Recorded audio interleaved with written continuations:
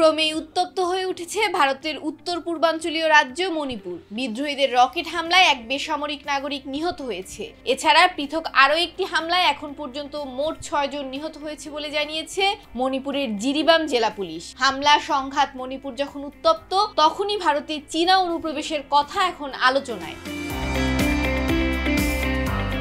ভারত ভূখণ্ডের 60 কিলোমিটার অভ্যন্তরে চীনের সেনারা ঢুকে পড়েছেন বলে দাবি করেছেন অরুণাচলের বাসিন্দারা। এমন খবর প্রকাশ করেছে দেশটির গণমাধ্যম আনন্দবাজার পত্রিকা। স্থানীয়দের বরাতে আনন্দবাজার তাদের এক প্রতিবেদনে বলেছে, অরুণাচলের ওঞ্জো জেলায় চীনের সৈন্যদের ক্যাম্প দেখা গেছে। স্থানীয়রা আরও বলছেন, ওঞ্জো জেলার কাপাপু এলাকায় চীনের ক্যাম্পের খোঁজ মিলেছে। ইন্ডিয়া টুডের একটি প্রতিবেদনেও দাবি করা হচ্ছে, সপ্তাহখানেক আগে থেকেই নাকি ওই অঞ্চলে খুঁটি গেড়েছেন চীনের সেনারা। ভারতীয় সেনার মালবাহকেরাও এমনটাই জানাচ্ছেন। চীনা ক্যাম্পটি ম্যাকমোহন লাইন থেকে 60 কিলোমিটার দূরে হাতজিগা পাসের কাছে অবস্থিত। ওঞ্জোতে চীনা অনুপ্রবেশ নিয়ে রাজ্যের কোনো মন্ত্রী এখনো কোনো মন্তব্য করেননি।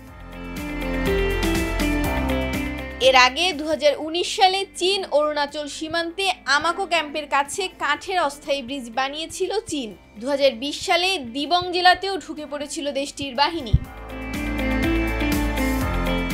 মৌমিতা মৌ, ডেস্ক রিপোর্ট, ভোরের পাতা।